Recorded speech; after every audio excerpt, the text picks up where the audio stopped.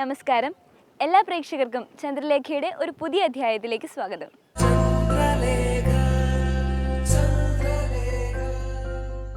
വെറുപ്പിനെ ഒരിക്കലും വെറുപ്പ് കൊണ്ട് ഇല്ലാതാക്കാൻ കഴിയില്ല, എന്നാൽ സ്നേഹത്താൽ കഴിയും. ശ്രീബുദ്ധൻ്റെ ഈ വാക്കുകളോടെയാകട്ടെ ഇന്നത്തെ ചന്ദ്രലേഖയുടെ തുടക്കം.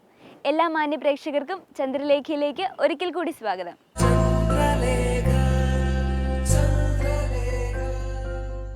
ഓരോ ദിവസവും നമുക്ക് ഓർമ്മിക്കുവാനും ആദരിക്കുവാനും കഴിയുന്ന ധീര വനിതകളെ പരിചയപ്പെടുത്തുന്ന പിന്നിലാവെന്ന സെഗ്മെന്റാണ് ചന്ദ്രലേഖയിൽ ആദ്യം. ശ്രീ പത്മനാഭ സേവിനി ഊരാടം തിരുനാൾ സേതു ലക്ഷ്മിബായി തിരുവിതാംകൂറിലെ അവസാന രാജപ്രതിനിധിയായിരുന്നു. 1924 മുതൽ 1931 വരെയായിരുന്നു ഇവരുടെ ഭരണകാലഘട്ടം. 1931 സെപ്റ്റംബർ 1 വരെയാണ് ഇവർ രാജപ്രതിനിധിയായി 7 വർഷം രാജ്യം ഭരിച്ചത്. മൂലം തിരുനാൾ രാമവർമ്മയുടെ മരണസമയത്ത് യുവരാജാവായ ശ്രീ ചിത്തിര തിരുനാൾ ബാലരാമവർമ്മയ്ക്ക് 12 വയസ്സ് മാത്രമായിരുന്നു പ്രായം. അദ്ദേഹത്തിന് 18 വയസ്സാകുന്നതുവരെ തിരുവിതാംകൂറിന്റെ ചുമതല സേതു ലക്ഷ്മിബായി രാജപ്രതിനിധി എന്ന നിലയിൽ ഏറ്റെടുത്തു. തിരുവിതാംകൂറിൽ മൃഗബലി അവസാനിപ്പിച്ചതും ദേവദാസി സമ്പ്രദായം പൂർണ്ണമായി നിരോധിച്ചതും വൈക്കം ക്ഷേത്രത്തിന്റെ കിഴക്കേ നടവഴി ഒഴികെ മറ്റു 3 നടവഴികളിലും ദളിതർക്കും കൂടി സഞ്ചാര സ്വാതന്ത്ര്യം അനുവദിച്ചതും സേതു ലക്ഷ്മിബായിയുടെ ഭരണകാലഘട്ടത്തിലായിരുന്നു. 1958 സേതു ലക്ഷ്മിബായി ബംഗളൂരുവിലേക്ക് താമസം മാറ്റി. പിന്നീട് ഒരിക്കലും അവർ കേരളത്തിലേക്ക് മടങ്ങി വന്നിട്ടില്ല. 1985 90-ാം വയസ്സിൽ ബംഗളൂരുവിൽ വെച്ച് സേതു ലക്ഷ്മിബായി അന്തരിച്ചു. കുട്ടികളുടെ കാര്യങ്ങൾ ഓർത്ത് നമ്മുടെ അമ്മമാർക്ക് എപ്പോഴും തലവേദനയാണ്. കുട്ടികളെ സംബന്ധിക്കുന്ന കാര്യങ്ങൾ എളുപ്പത്തിൽ കൈകാര്യം ചെയ്യാൻ സഹായിക്കുന്ന ഓമനത്തിങ്കൾ എന്ന സെഗ്മെന്റാണ് അടുത്തതായി ചന്ദ്രലേഖയിൽ. നമസ്കാരം. കുട്ടികൾക്ക് ഡ്രസ്സ് സെലക്ട് ചെയ്യുമ്പോഴാണ് ഇന്ന് പാരൻസ് ഏറ്റവും കൂടുതൽ ടെൻഷൻ അടിക്കുന്നത്. ഏത് സൈസാണ് അവർക്ക് മാച്ച് ആവുക, ഏത് കളറാണ് അവർക്ക് മാച്ച് ആവുന്നത്, പുതിയ ട്രെൻഡ്സ് എന്തൊക്കെയാണ്. ഇതിനൊക്കെ ഉത്തരം കണ്ടെത്താൻ നാം ഇന്ന് എത്തിയിരിക്കുന്നത് കുട്ടികളുടെ ഫാഷൻ ഡിസൈനറായ ജാറ്റോസിൻ്റെ അടുത്താണ്. ഹായ് ജാറ്റോസ്. ഹായ്. 20 സൈസ് 18 സൈസ് അതൊക്കെ എങ്ങനെയാണ് മനസ്സിലാക്കുന്നത് കുട്ടികൾക്ക്? അത് സൈസ് മനസ്സിലാക്കുമ്പം 16 എന്ന് പറഞ്ഞു കഴിഞ്ഞാൽ 6 months ഓൾഡ് എന്നാണ്. പിന്നെ 18, 20, 22, 24 അങ്ങനെ ഒന്നിടവിട്ടുള്ള സൈസുകൾ നമ്മുടെ ഡ്രസ്സ് എടുക്കാൻ പോകുമ്പോഴാണല്ലോ അറിയാം 30, 32, 34, 36, 42 അങ്ങനെ പറഞ്ഞിട്ടല്ലേ നമ്മൾ എടുക്കുന്നത്. അതുപോലെ തന്നെ കുട്ടികളിൽ ആ സൈസാണ് എടുക്കുന്നത്. അങ്ങനെ 18 സ്റ്റാർട്ട് ചെയ്യുന്നത് 1 year ആണ്. 20 എന്ന് പറയുമ്പോൾ 2 ആവും. അങ്ങനെ കണ്ടിന്യൂസ്. അങ്ങനെയാണ് നമുക്ക് സൈസ് റേഞ്ച് മനസ്സിലാക്കാൻ പറ്റുക. അത് ചിലപ്പോൾ ചില കടകളിലും അങ്ങനെ കൺഫ്യൂഷൻ പറയാറുണ്ട്. ഇത് ഏത് സൈസാണ് ശരിക്കും പറഞ്ഞു കഴിഞ്ഞാൽ നമ്മുടെ ഏത് ഇയറിനുള്ളതാണെന്നുള്ള ഒരു കൺഫ്യൂഷൻ. ഇപ്പം നമ്മൾ മാർക്കറ്റിൽ പോയിട്ട് സാധാരണ ഒരു ഷോപ്പിൽ പോയിട്ട് നമ്മൾ ഒരു ഡ്രസ്സ് സെലക്ട് ചെയ്യാമെന്ന് വിചാരിച്ചു കുട്ടിക്ക്. അപ്പോൾ അവർ ഏത് തരത്തിലുള്ള മെറ്റീരിയൽസ് ആണ് യൂസ് ചെയ്തതെന്ന് നമുക്കറിയില്ല. അങ്ങനെ നമുക്ക് നോക്കി കണ്ടുപിടിക്കാൻ എന്തെങ്കിലും ഐഡിയ ഉണ്ടോ? കണ്ടുപിടിക്കാനുള്ള മാർഗ്ഗമുണ്ട്. ഇപ്പം നമ്മൾ കോട്ടൺ ലൈനിങ് കിടക്കുന്നതെന്ന് പറയുമ്പോഴത്തേക്കും പേരൻസ് ചാടി വീഴും. കാരണം വെച്ച് കഴിഞ്ഞാൽ കോട്ടൺ ലൈനിങ് ഉണ്ട്, അപ്പം നല്ല മെറ്റീരിയലാണ്, നല്ല ഇതാണെന്നുള്ളൊരു. അതുപോലെ തന്നെ ഇപ്പം മാർക്കറ്റിൽ ഇറങ്ങുന്ന കോട്ടൺ ഉടുപ്പുകൾ ശരിക്കും പറഞ്ഞു കഴിഞ്ഞാൽ നല്ല കോട്ടൺ ഉടുപ്പ് ഇറക്കുക എന്ന് പറഞ്ഞു കഴിഞ്ഞാൽ നല്ല റേഞ്ചിൽ ഇറക്കാൻ പറ്റുള്ളൂ. ശരിക്കും നമ്മുടെ പാർട്ടി വെയർ ഡ്രസ്സിനെ കഴിഞ്ഞാൽ നല്ല റിച്ചായിട്ട് ആ സാധനം ഇറക്കാൻ പറ്റുള്ളൂ. അപ്പോൾ അത് നമ്മുടെ മാർക്കറ്റിൽ ഫലവത്താവില്ല എന്നുള്ളത് കൊണ്ട് അതിൻ്റെ ഡ്യൂപ്ലിക്കേറ്റ് ഐറ്റംസ് ആണ് നമ്മുടെ മാർക്കറ്റിൽ വന്നുകൊണ്ടിരിക്കുന്നത്. ശരിക്കും പറഞ്ഞാൽ നമ്മുടെ കോട്ടൺ ഉപയോഗിക്കുന്ന കസ്റ്റമേഴ്സിന് അത് അറിയില്ല ശരിക്കും അതാണ് അവർക്ക് കിട്ടുന്നതെന്നുള്ള കാര്യം. ഇപ്പോൾ അതിൻ്റെ അകത്തിട്ടിരിക്കുന്ന ലൈനിങ് കൊണ്ടൊക്കെ നമുക്ക് മനസ്സിലാക്കാൻ പറ്റും. അല്ലെങ്കിൽ പിന്നെ ശരിക്കും പറഞ്ഞാൽ ടെക്സ്റ്റൈലൊക്കെ പഠിച്ച ആൾക്കാർക്കേ അത് മനസ്സിലാക്കാൻ പറ്റുള്ളൂ. അങ്ങനെ അല്ലെന്നുണ്ടെങ്കിൽ അല്ലാതെ നമുക്ക് ടെസ്റ്റുകളൊക്കെ നടത്തി കണ്ടുപിടിക്കാം. വീട്ടിൽ പോയിരുന്നാണെങ്കിൽ പറ്റും, പക്ഷെ നമുക്ക് കടയിൽ നിന്ന് കണ്ടുപിടിക്കാൻ പറ്റില്ലല്ലോ. അകത്ത് ഒരുപാട് സ്റ്റാർച്ചായിട്ട് നിൽക്കുന്നുണ്ടെങ്കിൽ അത് നല്ല ഡ്രസ്സല്ല. കാരണം വെച്ചാൽ സ്റ്റാർച്ച് ഒന്ന് കഴിയുമ്പോഴത്തേക്ക് ആ കോട്ടൻ്റെ സ്റ്റഫൊക്കെ പോകും. അതൊരുമാതിരി നമ്മുടെ ഷിഫോൺ ഷോൾ പോലെ ആയിപ്പോവും. അത്രയ്ക്ക് അങ്ങ് ഇതായിപ്പോവും. അതുകൊണ്ട് അങ്ങനെയുള്ള സ്റ്റിഫായിട്ടുള്ള സ്റ്റിഫ്നർ ആഡ് ചെയ്തിട്ടുള്ള കോട്ടൺ ലൈനിങ് കണ്ടു കഴിഞ്ഞ് കഴിഞ്ഞാൽ അത് കൂടുതൽ കസ്റ്റമേഴ്സ് പ്രിഫർ ചെയ്യേണ്ടെന്നേ ഞാൻ പറയുള്ളൂ. ഇപ്പം ചിലപ്പോൾ അവരുടെ ബഡ്ജറ്റിന് ചിലപ്പോൾ അതായിരിക്കും. അങ്ങനെയാണെങ്കിൽ അവർക്ക് പ്രിഫർ ചെയ്യുന്നതിന് കുഴപ്പമില്ല. അങ്ങനെ അല്ലാന്നുണ്ടെങ്കിൽ അത് പ്രിഫർ ചെയ്യാതിരിക്കുന്നതാണ് നല്ലത്. ഇപ്പോൾ കുട്ടികൾക്ക് ഡ്രസ്സ് സെലക്ട് ചെയ്യുമ്പോൾ നമ്മൾ സ്ലീവ് എല്ലാവരും ഇപ്പോൾ കുറവുള്ളതല്ലേ യൂസ് ചെയ്യുന്നത് സാധാരണയായിട്ട്. അപ്പോൾ നിങ്ങൾ അതിൽ എന്തെങ്കിലും ഒരു മെഷർമെൻറ്റോ അങ്ങനത്തെ കാര്യങ്ങളൊക്കെ വെക്കുന്നുണ്ടോ? സ്ലീവ് പൊതുവേ കേപ്പ് സ്ലീവാണ് കുട്ടികൾക്ക് വെക്കുവാണെങ്കിൽ വെക്കുന്നത്. അത് വെക്കുക എന്ന് പറഞ്ഞു കഴിഞ്ഞാൽ ചിലപ്പോൾ കസ്റ്റമേഴ്സ് വേണ്ട എന്നുള്ള അഭിപ്രായക്കാരുണ്ട്. അങ്ങനെ അല്ലെന്നുണ്ടെങ്കിൽ നമ്മൾ ചുരിദാറിനൊക്കെ അടിച്ച് ചേർക്കുന്ന പോലെ തന്നെ ഇന്നറിൽ നമ്മൾ അടിച്ച് ചേർക്കും. സ്ലീവിൻ്റെ ഇത് അറ്റാച്ച് ചെയ്ത് വെക്കും. നമുക്ക് ചുരിദാർ സ്ലീവ് വേണ്ടവർക്ക് വേണ്ട രീതിയിലും വേണ്ടാത്തവർക്ക് അങ്ങനെയും ചെയ്യാവുന്ന രീതിയിൽ. അതാണ് ഇപ്പോൾ ചെയ്തുകൊണ്ടിരിക്കുന്ന മെത്തേഡ്. കാരണം വെച്ച് കഴിഞ്ഞാൽ സ്ലീവ് വെച്ച് കഴിഞ്ഞാൽ ചിലതിന് ഒരു അഭംഗി ഫീൽ ചെയ്യാറുണ്ട്. അതുകൊണ്ട് ഞങ്ങൾ സ്ലീവ് വെക്കാറില്ല. അതിനുള്ള ഫാബ്രിക് നമ്മൾ അറ്റാച്ച് ചെയ്യും. അതൊരു നഷ്ടമാവില്ല. ഫാബ്രിക് അറ്റാച്ച് ചെയ്യും. അതിപ്പം വേണമെന്നുള്ളവർക്ക് ആ രീതിയിൽ എടുക്കുകയും ചെയ്യും. പിന്നെ അതുപോലെ തന്നെ നമ്മളിപ്പോൾ ഇറക്കുന്ന ഒരു ഉടുപ്പാണിത്. ഇത് നെറ്റ് ഒരുപാട് ഇഷ്ടപ്പെടാത്ത അമ്മമാരുണ്ടെങ്കിൽ, പിന്നെ കോട്ടനും അല്ല അവർക്ക് വേണ്ടതെന്നുണ്ടെങ്കിൽ ചെയ്യാവുന്ന ഒരു മെറ്റീരിയലാണ് നമ്മുടെ ഓർഗൻസ ജോർജറ്റ് മെറ്റീരിയൽ. അപ്പോൾ ഈ ജോർജറ്റിലാണെങ്കിൽ അത് നല്ല കുറച്ച് പഫിയായിട്ട് കിടക്കുകയും ചെയ്യും, എന്നാൽ ഒരുപാട് പ്രശ്നം ഉണ്ടാവുകയില്ല. അതുപോലെ തന്നെ മുകളിലിട്ടിരിക്കുന്ന ഇതൊരു 3D ഫാബ്രിക്കാണ്. 3D ഫാബ്രിക് എന്ന് പറഞ്ഞാൽ നമ്മൾ ഈ ലെയർ എടുത്ത് നോക്കിയാൽ ഇതിനൊന്നും പ്രിൻ്റ് ഒന്നും ഇല്ല. പക്ഷേ അടിയിലത്തെ ആ ലെയറും കൂടെ വന്നു കഴിയുമ്പോഴാണ് ഈ പ്രിൻ്റ് ഇതാവുന്നത്. ഈ ഒരു മെറ്റീരിയൽ നന്നായിട്ട് പോകുന്നുണ്ട്. കാരണം വെച്ച് കഴിഞ്ഞാൽ കൂടുതൽ കാണാത്ത ഫാബ്രിക് ആയതുകൊണ്ടാണെന്ന് തോന്നുന്നു കസ്റ്റമേഴ്സ് ഇത് പ്രിഫർ ചെയ്യുന്നത്.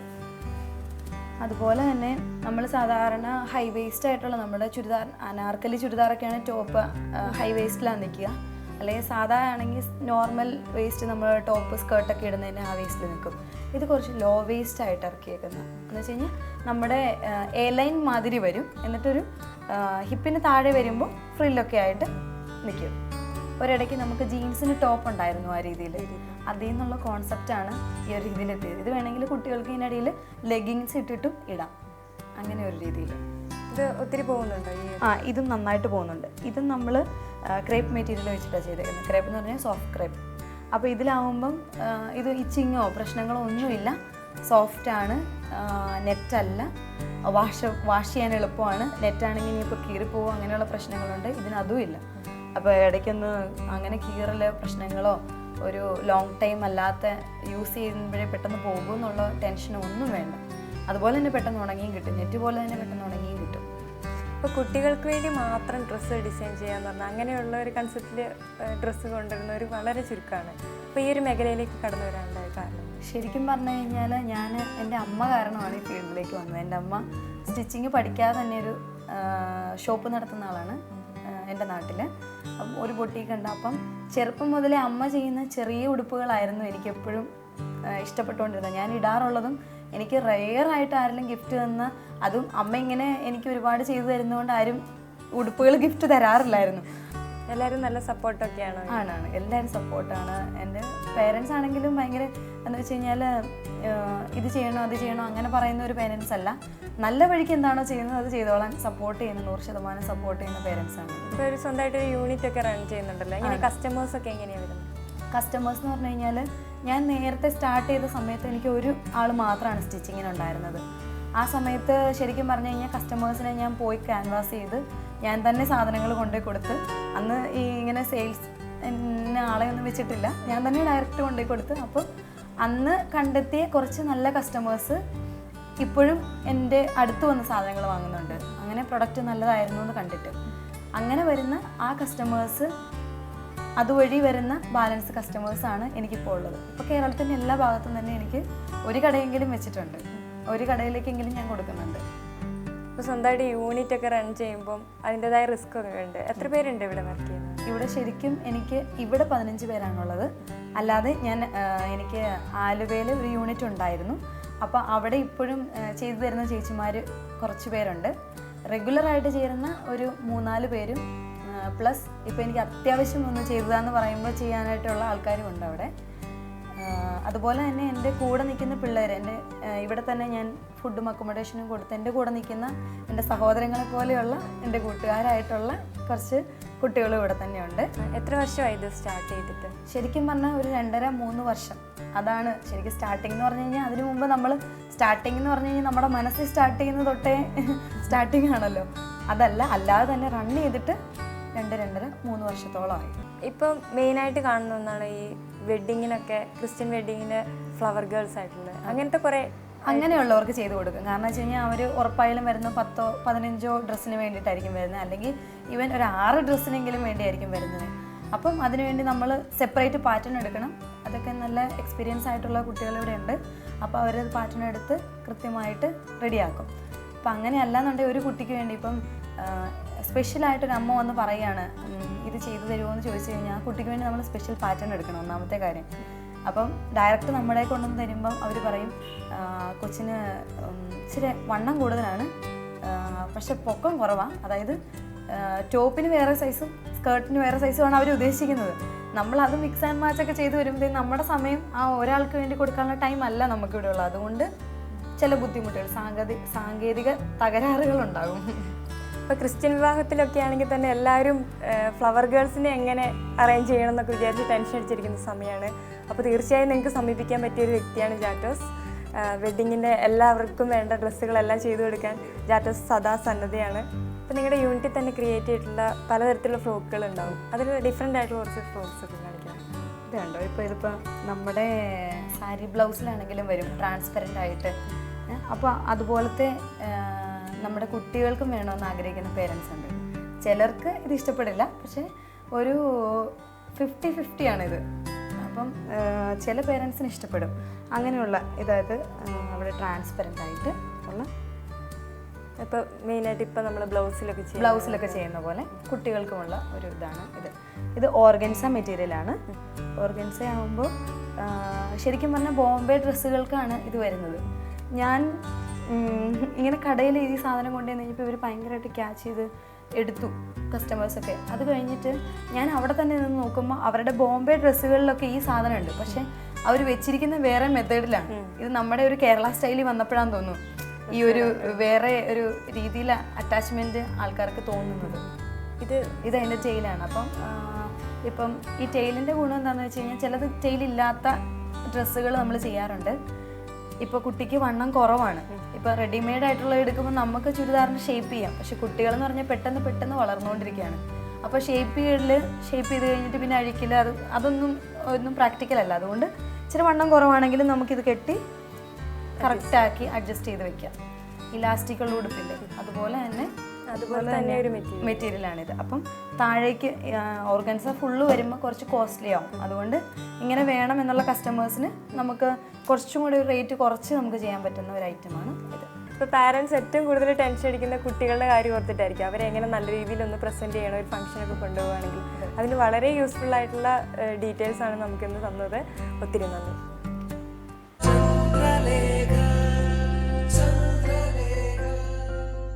സൗന്ദര്യത്തെ പറ്റിയുള്ള കാര്യങ്ങളിൽ അതീവ ശ്രദ്ധ ചെലുത്തുന്നവരാണ് നമ്മൾ സ്ത്രീകൾ.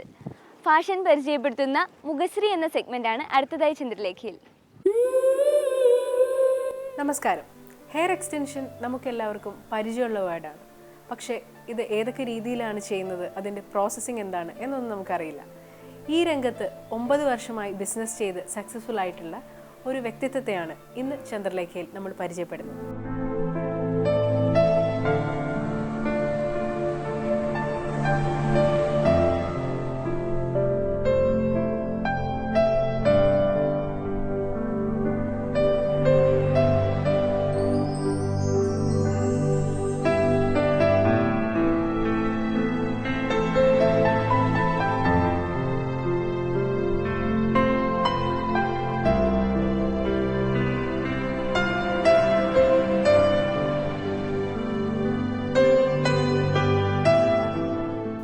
ചേച്ചി നമസ്കാരം. അപ്പോൾ ഇതാണ് മല്ലിക ശ്രീകുമാർ. ഞാൻ പറഞ്ഞ പോലെ ഹെയർ എക്സ്റ്റൻഷൻ രംഗത്ത് വിജയിച്ചു നിൽക്കുന്ന ഒരു വ്യക്തിത്വമാണ്. നമുക്ക് ചേച്ചിയോട് തന്നെ ചോദിക്കാം. ചേച്ചി ഇങ്ങനൊരു രംഗത്തേക്ക് വരാനുണ്ടായ കാര്യം എന്താ? ശരിക്കും എൻ്റെ ബ്രദർ അർജുൻ ബ്രസീലിലെ ഓഫീസുണ്ട്. അവൻ കഴിഞ്ഞ എനിക്ക് തോന്നുന്നൊരു 10-12 വർഷമായിട്ട് ഹ്യൂമൻ ഹെയറിൻ്റെ ബിസിനസ്സാണ്. ഞാൻ 2005 ഡിസംബറിൽ ബ്രസീൽ കാണാൻ വേണ്ടി പോയതാണ്. അവിടെ ചെന്നിട്ട് അവൻ്റെ ബ്രദറിൻ്റെ ഓഫീസിൽ, എൻ്റെ അനിയനാണ്, ബ്രദറിൻ്റെ ഓഫീസിൽ സാധനം വാങ്ങാൻ വരുന്ന അവിടെയുള്ള പോർച്ചുഗീസ് പെണ്ണുങ്ങൾ. അപ്പോൾ അവർ ഇങ്ങനെ വന്ന് അവരുടെ ഭാഷയിൽ വന്ന് ഭയങ്കരമായിട്ട് എന്തൊക്കെയോ വിലയൊക്കെ തർക്കിച്ചൊക്കെ വാങ്ങിച്ചുകൊണ്ട് പോകണമുണ്ട്. ഒരു ക്യൂരിയോസിറ്റിക്ക് വേണ്ടി അവരിത് കൊണ്ടുപോയി എന്ത് ചെയ്യണമെന്ന് അറിയാൻ വേണ്ടിയാണ് ഇതിന് വേണ്ടിയിട്ടുള്ളൊരു പുറപ്പാട്. ഞാൻ ആദ്യം ഇത് മെഷീനിൽ തയ്ക്കുന്ന ഒരു സ്ഥലത്ത് പോയി. അപ്പോൾ അതൊരു സിംഗിൾ ഹെഡ് മെഷീൻ എന്ന് പറയും. കാരണം ഇപ്പോൾ ലേറ്റസ്റ്റായിട്ട് 3 ഹെഡ് മെഷീനുണ്ട്. അതുകൊണ്ടാണ് ഞാൻ സിംഗിൾ ഹെഡ് എന്ന് പറഞ്ഞത്. അതിൽ അവർ മെഷീനിൽ മുടി വെച്ചിട്ട് വെറും മുടി ആ മെഷീനിൽ കൂടി ഇങ്ങനെ ഓടിച്ചു പോയി അതിനെ ഫോൾഡ് ചെയ്ത് തയ്ക്കുന്നുണ്ട്. അപ്പോൾ ഞാൻ കണ്ടപ്പോഴത്തേക്ക് വെറുതെ ചോദിച്ചു, എനിക്കറിയില്ല കേട്ടോ, ഞാനിങ്ങനെ മലയാളത്തിൽ അയാളുടെ അടുത്ത് പറയും, അയാൾ പോർച്ചുഗീസിൽ അവരുടെ അടുത്ത് പറയും, അങ്ങനെയൊക്കെ സംസാരിച്ചു ആദ്യം. ഞാൻ പറഞ്ഞു എനിക്കിതൊന്ന് പറഞ്ഞു തരുമെന്ന് വെച്ചു. അപ്പോൾ അവർ പറഞ്ഞു പറഞ്ഞുതരാം. പക്ഷേ ഒരു കണ്ടീഷൻ, ഇവിടെ നിങ്ങൾ യൂണിറ്റ് ഇടില്ല എങ്കിൽ, കാരണം ഞാൻ സാവപ്പോളയിലാണ് പോയത്. അപ്പോൾ ഇടില്ല, ഞാൻ 2-3 മാസം കഴിയുമ്പോൾ തിരിച്ചു പോകുമെന്ന് പറഞ്ഞിട്ട് അവർ തയ്ക്കാൻ പഠിപ്പിക്കാമെന്ന് പറഞ്ഞു. അങ്ങനെ ലഞ്ച് ബ്രേക്കിന് ഒരു 2 months ഓൾമോസ്റ്റ് എടുത്താണ് അവർക്കും. അവരുടെ സമയം വേസ്റ്റ് ആവാണ്ട് ഓരോ ദിവസം ഓരോരുത്തരായിട്ട് ലഞ്ച് ബ്രേക്കിൽ ഓരോ മണിക്കൂർ വെച്ച് ഒരു ഏകദേശം ഒരു 15-20 മണിക്കൂർ കൊണ്ടാണ് ആ സാധനം തയ്ക്കാൻ വേണ്ടി പഠിപ്പിച്ചത്. അപ്പോൾ അങ്ങനെ അവർ മെഷീൻ വെഫ്റ്റ് എന്ന് പറയുന്ന ഒരു പ്രോഡക്റ്റ് ആണ്. Machine weft, WEFT. അതൊരു ടൈപ്പ് ഹെയർ എക്സ്റ്റൻഷനാണ്. അതാണ് ശരിക്കും ഹെയർ എക്സ്റ്റൻഷനിൽ ലോകത്ത് ആദ്യമായിട്ടുണ്ടായത്. ആ സാധനമാണ് ഇത് മെഷീനിൽ വെച്ച് വെറുതെ ഒരു ബണ്ടിൽ മുടിയെടുത്ത് ആ മുടി മെഷീനിൽ മാത്രം വെച്ചൊന്ന് തയ്ക്കണം. ഇങ്ങനെ ബണ്ടിലെടുത്ത് മെഷീനിൽ വെച്ച് തയ്ച്ചിട്ട് അവസാനം അത് ഇതായിട്ട് വരും. ഇതിപ്പം ഒരു ടിപ്പ് ഇങ്ങനെ ഇല്ലാത്ത മുടിയാണ്. ഇത് നമ്മൾ വെറുതെ വാഷ് ചെയ്തെടുത്തിട്ടുള്ള മുടി ആണിയിലടിച്ച് ഇതിൻ്റെ മുടിയുടെ തലഭാഗം എല്ലാം ഈവനായിട്ട് വെച്ചിട്ട് മെഷീനിൽ വെച്ച് തയ്ക്കുന്നു. അത് കഴിഞ്ഞപ്പോഴത്തേക്ക് ഗ്ലൂ ടിപ്പ് എന്ന് പറഞ്ഞൊരു എക്സ്റ്റൻഷൻ വേറൊരു പെണ്ണ് ചെയ്യണമെന്ന് പറഞ്ഞിട്ട് റോസ എന്നും പറഞ്ഞു. ഇതിലൊക്കെ നല്ല ഇൻട്രസ്റ്റ് ആയി. പിന്നെ ഒരു ഭയങ്കര താല്പര്യം. അതിൽ വേറൊരു ഞാൻ ആദ്യമായിട്ട് മോട്ടർ വെച്ച മെഷീനിൽ ചവിട്ടണം ഈ 2005. അതിനുമുമ്പ് മെഷീൻ ചവിട്ടിയിട്ടേ ഇല്ല. മറ്റത് കൈ കൊണ്ടൊക്കെ അത്യാവശ്യം തുന്നും എന്നുള്ളതല്ലാണ്ട് അറിയില്ലല്ലോ. അതുകൊണ്ട് കുറേ സമയം എടുത്തു ആ മോട്ടർ വെച്ചുള്ള മെഷീനിൽ ബാലൻസ് കിട്ടാൻ വേണ്ടി. ആദ്യം അവരെന്നെ കൊണ്ട് പേപ്പറിൽ തയ്പ്പിച്ചു, പിന്നെ തുണിയിൽ തയ്പ്പിച്ചു. അതൊന്ന് ശരിയായതിന് ശേഷം മുടിയിൽ തയ്ച്ച. അത് കഴിഞ്ഞിട്ട് ഗ്ലൂ ടിപ്പ് എക്സ്റ്റൻഷൻ എന്ന് പറയും. ഗ്ലൂ ടിപ്പ് എക്സ്റ്റൻഷൻ എന്ന് പറയുന്ന സാധനം ഈ മുടി നമ്മൾ ആദ്യം കാണിച്ച മാതിരിയുള്ള ഈ ബണ്ടിൽ മുടി ഇങ്ങനെ എടുത്തിട്ട് അതിൻ്റെ അറ്റത്ത് 1 gram മുടിയിൽ ഈ പശ, ഇതൊരു ഗ്ലൂ ആണ്, ഇതൊരു ഇറ്റാലിയൻ ഗ്ലൂ ആണ്, അറ്റത്ത് വെച്ചുള്ള ഈ സാധനം ഉണ്ടാക്കാൻ റോസ എന്ന് പറഞ്ഞിട്ടൊരു ഒരു ലേഡിയുടെ അടുത്ത് പോയി. അവരുടെ അടുത്ത് എനിക്ക് തോന്നുന്നു 2 മാസം കണ്ടപ്പോയി. ഈ ഗ്ലൂ ടിപ്പും നമ്മൾ തന്നെ ഉണ്ടാക്കുന്നതാണ്. ആദ്യം ഇത് മാനുവലി ഉണ്ടാക്കുമായിരുന്നു. അവിടെ അവർ പശ ഒഴിച്ചിട്ട് കൈ കൊണ്ട് ഭയങ്കര ചൂടാണ്, കൈ കൊണ്ട് വെറുതെ ഷേപ്പൊന്നും കിട്ടില്ല, വെറുതെ ഇങ്ങനെ ചെയ്യുമായിരുന്നു. അവർക്കും ഇംഗ്ലീഷ് അറിയില്ല കേട്ടോ. ഗൂഗിൾ ട്രാൻസ്ലേറ്റർ വഴിയാണ് ഇതൊക്കെ പഠിച്ചത്. അത് കഴിഞ്ഞ് ഈ സ്ത്രീ തന്നെ ഇത് തലയിൽ ഫിക്സ് ചെയ്യണം എങ്ങനെയെന്ന്. ഇംഗ്ലീഷ് അറിഞ്ഞുകൂടാത്തതുകൊണ്ട് അവരിങ്ങനെ ബോർഡിൽ വരച്ചിടും. ഒരാളിൻ്റെ തലയിൽ ഇങ്ങനെ വയ്ക്കാവൂ, ഇവിടെ കുറച്ച് ഭാഗം വിടണം, പിന്നെ നിരയായിട്ട് വയ്ക്കണം. അവരിങ്ങനെ ആക്ഷൻ കാണിക്കും. എന്നിട്ട് ഗൂഗിളിൽ പോയി പോർച്ചുഗീസിൽ ടൈപ്പ് ചെയ്ത് ഇംഗ്ലീഷിൽ ഞാനത് നോക്കി. പിന്നെ അവർ തന്നെ ഇങ്ങനെ ഇതൊക്കെ മാനിക്യൂനൊക്കെ വെച്ച് നമ്മൾ ചെയ്യാനൊക്കെ ഇങ്ങനെ പറഞ്ഞു തരുമായിരുന്നു. ഇത് രണ്ടും ബ്രസീലിൽ നിന്ന് പഠിച്ചിട്ട് 2006 തിരിച്ചു വന്നു. എവിടെ നിന്നാണ് ഹെയർ ഒക്കെ വാങ്ങുന്നത്? അമ്പലത്തിലെ മുടി മാത്രമേ വാങ്ങുള്ളൂ, കൂടുതലും തിരുപ്പതി എന്നുള്ളത്. ഇതിപ്പോൾ അമ്പലത്തിൽ നിന്ന് കൊണ്ടുവന്ന മുടിയാണ്. ഈ മുടിയിൽ ഇവിടെ എങ്ങും ജടയില്ല, തലഭാഗത്ത് മാത്രമേ ഉള്ളൂ. ഈ ബഞ്ച് ഓഫ് ഹെയറിൽ ഓരോ മുടിയുടെയും തലഭാഗം മുകളിൽ തന്നെയുണ്ട്, വാലുഭാഗം താഴെയാണ്. ഈ മുടിക്കാണ് റെമി ഹെയർ എന്ന് പറയുന്നത്. ഇതിനെ പറയും ക്യൂട്ടിക്കിൾ ഇൻടാക്ട് എന്ന് പറയും. അതായത് ഒരേ ദിശയിലാണ് ക്യൂട്ടിക്കിൾ ഇരിക്കുന്നത്. ക്യൂട്ടിക്കിൾ എന്ന് പറയുന്നത് ഈ ഒരു ഹെയർ നമ്മൾ മൈക്രോസ്കോപ്പിൽ കൂടെ വെച്ച് നോക്കുമ്പോൾ ഈ ഹെയറിൻ്റെ ഔട്ടർ മോസ്റ്റ് ലെയറിനെയാണ് ക്യൂട്ടിക്കിൾ എന്ന് പറയുന്നത്. ഈ ക്യൂട്ടിക്കിൾ ഒറിജിനൽ ക്യൂട്ടിക്കിൾ ആണെങ്കിൽ നമ്മൾ മൈക്രോസ്കോപ്പിൽ വയ്ക്കുമ്പോൾ ഒരുമാതിരി നമ്മളെന്താ ഒരു സാധനം ചെത്തി വയ്ക്കുമ്പോഴത്തേക്കുള്ള പോലെ ആണ് കാണുന്നത്. ക്യൂട്ടിക്കിൾ ഇല്ലാത്ത മുടി മൈക്രോസ്കോപ്പിൽ കൂടെ നോക്കുമ്പോൾ വെറും പ്ലെയിൻ ആയിട്ടാണ് കാണുന്നത്. അപ്പോൾ ഈ മുടിയിൽ എല്ലാ മുടിയിലും ക്യൂട്ടിക്കിൾ ഇൻടാക്റ്റ് ഒരേ ദിശയിലേക്ക് തന്നെയാണുള്ളത്. ഈ മുടിക്ക് ലൈഫ് കൂടുതലാണ്. ഇത് നമ്മൾ ഹെയർ എക്സ്റ്റൻഷനോ ഗ്ലൂ ടിപ്പോ അല്ലെങ്കിൽ മെഷീനിൽ തെച്ചതൊക്കെ ചെയ്താലും 2 വർഷം 3 വർഷം 5 വർഷം അവരേക്ക് ഒരു കുഴപ്പമില്ലാണ്ടിരിക്കും. വേറൊരു ടൈപ്പ് മുടിയുണ്ട്. അത് നമ്മൾ ഡെയിലി മുടി ചീകുമ്പോൾ ഇങ്ങനെ കിട്ടണ മുടി, നമ്മളെ മുടിയിൽ ചീകുമ്പോൾ കിട്ടണ മുടിയെടുത്ത് ഇങ്ങനെ, ഇതിനെ പറയണ ഫിംഗർ നോട്ടഡ് ഹെയർ. ഇത് കേരളം ഒഴികെയുള്ള പല സ്റ്റേറ്റുകളിലും ഈ ഹെയർ ഇങ്ങനെ നമ്മൾ തറയിലിടുന്ന ഹെയർ കളക്ട് ചെയ്യാൻ വേണ്ടി ആൾക്കാരുണ്ട്. അവരൊരു പ്ലാസ്റ്റിക് ബാഗ് കൊണ്ട് കൊടുക്കും. അപ്പോൾ ആ വീട്ടുകാരെല്ലാവരും ഇതിങ്ങനെ കളക്ട് ചെയ്ത് വയ്ക്കും. ഇതെടുത്തോണ്ട് പോകും. ഇതെടുത്തോണ്ട് പോയിട്ട് ആണിയിൽ ഹോക്കിൾ ചെയ്യും. എന്നിട്ട് നീളം അനുസരിച്ച് സെപ്പറേറ്റ് ചെയ്ത് വയ്ക്കും. അങ്ങനെ വരുന്ന അപ്പോൾ ആ ഒരു ബഞ്ച് മുടിയെടുത്താൽ അതിനകത്ത് ഹെഡ് ഏത്, ഒരു മുടിയുടെ ഹെഡ് ഏത് ടെയിൽ ഏതെന്ന് അറിയില്ല. കാരണം ആൾറെഡി മിക്സായി പോയില്ലേ. അത് നോൺ റെമി ഹെയർ, അത് ലോ ക്വാളിറ്റി സാധനം. അത് ഹൈലി പ്രോസസ്സ് ചെയ്താണ് പ്രോഡക്റ്റ് ഉണ്ടാക്കുന്നത്. അതിന് അവർ ആസിഡ് ഉപയോഗിക്കും. അപ്പോൾ മുടിയിൽ ആസിഡ് ഉപയോഗിക്കുമ്പോൾ ക്യൂട്ടിക്കിൾ നശിച്ചു പോകും. അപ്പം അതുകൊണ്ട് ഈ നല്ല മുടിയിലൊന്നും നമ്മൾ ഭയങ്കര സൂക്ഷിച്ച് കെമിക്കൽസ് ഒന്നും നമ്മുടെ പ്രോഡക്റ്റുകൾ, ഇപ്പം നമ്മുടെ മുടിയിലാണെങ്കിലും ഒരുപാട് കെമിക്കൽസ് ഉള്ള സാധനങ്ങളൊന്നും ഉപയോഗിക്കരുതെന്ന് പറയും. ഉപയോഗിച്ചാൽ ഇതിൻ്റെ ക്യൂട്ടിക്കിൾ പോകും, പിന്നെ ആ മുടി പൊട്ടി പോകും. കുറേ കഴിയുമ്പോൾ ഒരുപാട് നിൽക്കില്ല. അപ്പോൾ ഈ നോൺ റെമി മുടി ഒരു 6 വാഷ് അല്ലെങ്കിൽ 8 വാഷ് വരയ്ക്ക് നിൽക്കുള്ളൂ. ഇത് ശരിക്കും പറഞ്ഞാൽ നമ്മൾ ഈ സാധനം ഇപ്പം കേരളത്തിൽ ഉള്ളവർക്കാണ് കൂടുതൽ ഉപകാരം. ബാക്കി നമ്മൾ എക്സ്പോർട്ടിന് പോകുന്നത് ഇത് മെഷീൻ വെഫ്റ്റും ഈ സാധനം. ഇതിൽ തന്നെ ഫോറിനേഴ്സിൻ്റെ കളേഴ്സ് ചെയ്യാം. ഇപ്പം ബ്ലോണ്ട് കളേഴ്സ് എന്ന് പറയും. ഞാൻ ചോദിക്കാൻ വരുമായിരുന്നു, നമ്മുടെ മുടീൻ്റെ ഹെയർ കളറ് ബ്ലാക്ക് ആയതുകൊണ്ട് അപ്പം എക്സ്പോർട്ട് ചെയ്യുന്നത് എങ്ങനെയാണ്? ബ്ലാക്ക് വാങ്ങിക്കണവരുണ്ട്. ഈ കളേഴ്സ് ഉണ്ടോ? അപ്പം ഇത് ഡൈ ചെയ്യുവാണോ ചെയ്യുന്നത്? അല്ല, ഇതിൻ്റെ പേര് ഡീപിഗ്മെൻറ്റേഷൻ. അതായത് ഈ മുടിയില്ലേ, ഈ മുടി ഇപ്പോൾ ഇത് കറുപ്പല്ല, ഓഫ് ബ്ലാക്ക് എന്ന് പറയും. ഒരു നാച്ചുറൽ ബ്രൗൺ, ലൈറ്റ് ബ്രൗൺ. ശരിക്കും പറഞ്ഞാൽ ഈ ലോകത്തുള്ള എല്ലാ മനുഷ്യരും വയസ്സാവുമ്പോൾ എല്ലാവരുടെ മുടിയും വെളുത്തല്ലേ ഇരിക്കണേ. അപ്പോൾ ശരിക്കും മുടിയുടെ കളർ വൈറ്റാണ്. ഇത് ഇൻ്റർനെറ്റിൽ നിന്ന് കിട്ടിയതാണ്, എനിക്ക് അറിഞ്ഞൂടെ. ഞാൻ പോയ സ്ഥലത്തും എന്നെ പഠിപ്പിച്ച സ്ഥലത്തും ഒക്കെ അവർ പറഞ്ഞു തന്നിട്ടുള്ളത്. പിന്നെ ഇതിൽ പിഗ്മെൻറ്റേഷൻ അനുസരിച്ച് ഏഷ്യക്കാർക്ക് ബ്ലാക്ക് പിഗ്മെൻറ്റേഷൻ, ഫോറിനേഴ്സിന് ബ്ലോണ്ട്, അല്ലെങ്കിൽ സൗത്ത് അമേരിക്കൻസിന് ഓഫ് ബ്ലാക്ക് എന്നോ അല്ലെങ്കിൽ ഒരു ഞങ്ങളുടെ കളറിൽ പറഞ്ഞ ഒരു കളർ നമ്പർ 4, 6 എന്നൊക്കെ പറയും. അങ്ങനെ പല കളേഴ്സ് പിഗ്മെൻറ്റേഷനാണ്. ഈ ബ്ലാക്ക് കളറാണ് ഏറ്റവും നല്ല സാധനം. ഇതിൻ്റെ പിഗ്മെൻറ്റേഷൻ റിമൂവ് ചെയ്തിട്ടാണ് ഇങ്ങനെ വരണം.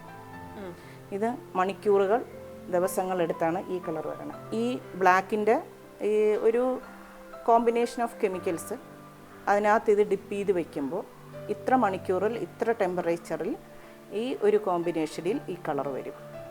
ഇതെല്ലാം ഞാൻ ഇറ്റലിയിൽ നിന്ന് ഒരു സ്ഥലത്തുനിന്ന് പഠിച്ചതാണ് കേട്ടോ. അങ്ങനെയാണ് ഈ ഏറ്റവും ഞങ്ങൾ ഓൾമോസ്റ്റ് 64 കളേഴ്സ് ചെയ്യും. ഇത്രയും കളേഴ്സ് നമുക്ക് ചെയ്യാൻ പറ്റും.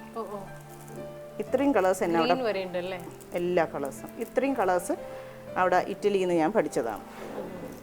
64 കളേഴ്സ് ഉണ്ടാവും. ഈ കളേഴ്സ് എല്ലാം നമ്മൾ ഈ ബ്ലോണ്ടിനെ ബേസ് ചെയ്താണ് ബാക്കി ഫാൻസി കളേഴ്സ് ചെയ്യണത്.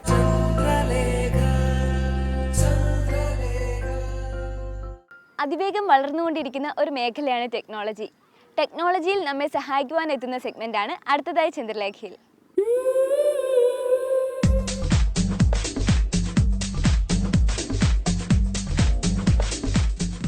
ഇനി ഇൻസ്റ്റാഗ്രാമിൽ ലോഗിനും ലോഗൌട്ടും ഇല്ലാതെ യൂസർ അക്കൗണ്ട് മാറ്റാം. ഒരേ സമയം വിവിധ യൂസർ അക്കൗണ്ടിലേക്ക് മാറ്റാവുന്ന പുതിയ ഫീച്ചറുമായാണ് ഇൻസ്റ്റാഗ്രാം രംഗത്തെത്തിയിരിക്കുന്നത്. ഇനി ലോഗിനും ലോഗൌട്ടും ഇല്ലാതെ തന്നെ യൂസർ അക്കൗണ്ട് മാറ്റാൻ സാധിക്കും.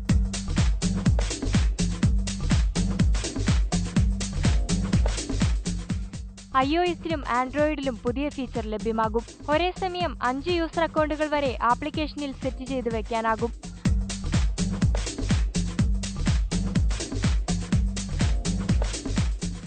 അക്കൗണ്ടുകൾ കൈകാര്യം ചെയ്യാൻ പ്രൊഫൈൽ ടാബ് ഉപയോഗിക്കാം.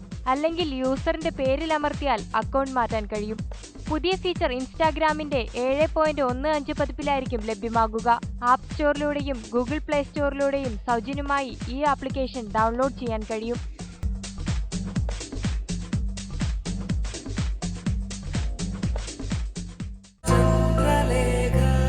ചന്ദ്രലേഖയുടെ ഇന്നത്തെ അധ്യായം ഇവിടെ പൂർണ്ണമാകുന്നു.